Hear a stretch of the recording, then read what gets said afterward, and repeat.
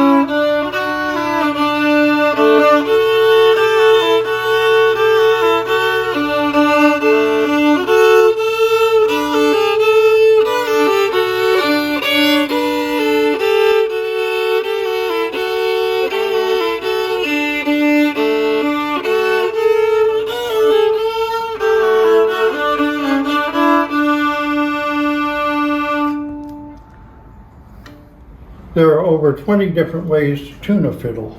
The tuning I am using here is called the standard tuning, or in Norwegian, the vanlig stile.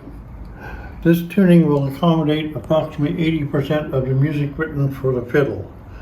In this tuning, this is what the playing strings sound like.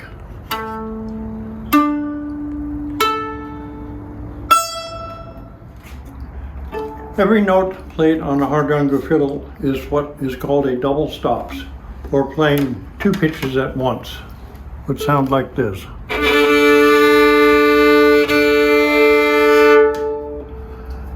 Most often that second pitch is an adjacent open string and has the effect of adding a drone sound similar to a Scottish bagpipe. Academic research indicates that the concept for the sympathetic strings was influenced by the viola d'amore from Scotland. This Scottish influence is not surprising, as at that time there was a thriving timber trade between the two countries. This interaction had an influence both on Norwegian folk music and is a source of the sympathetic strings.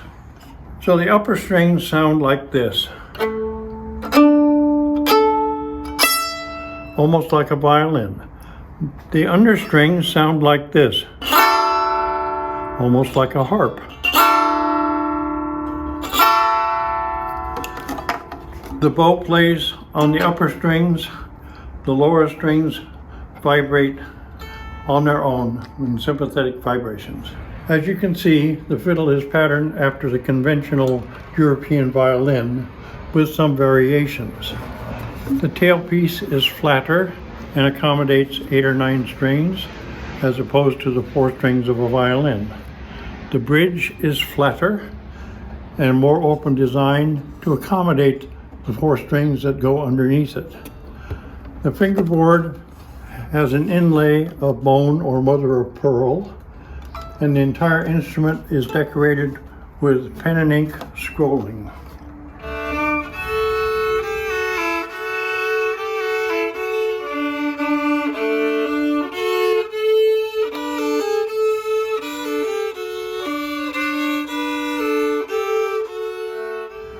This next tune is a Rhinelander.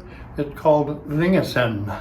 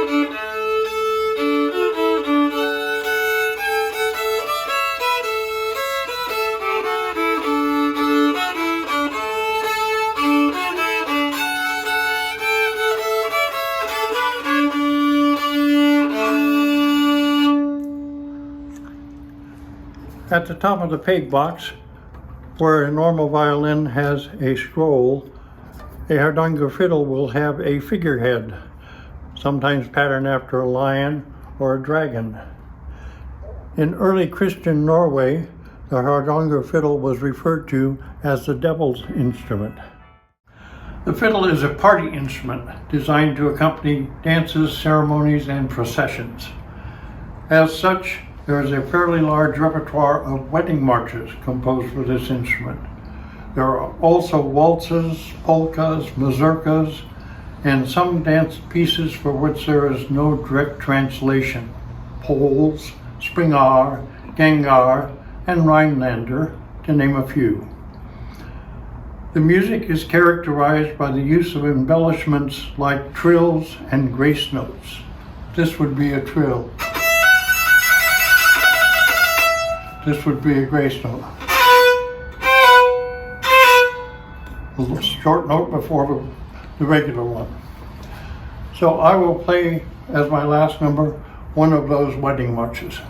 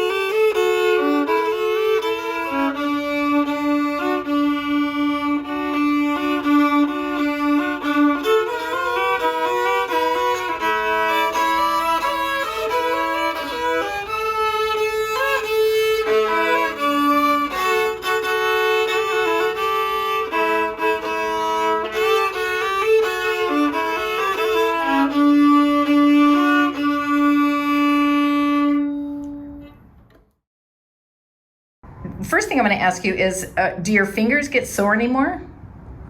No, not at all. They have like serious calluses on them? No, actually, that's maybe a misconception. You do not press heavily. You do not need to push the string down to the level of the fingerboard. All you're doing is stopping the vibration at a given point. So you do not need tremendous finger pressure. When you come down and you play on Saturdays, is it pretty difficult? I mean, does it take a lot of physical energy or? Well, at my age, getting out of bed takes a lot of physical energy. But no, playing in public, playing in an orchestra is something that I've done all my life, so it's a natural function. So, Bruce, you didn't know how to play this fiddle at all, and you learned on your own. So how did you do that?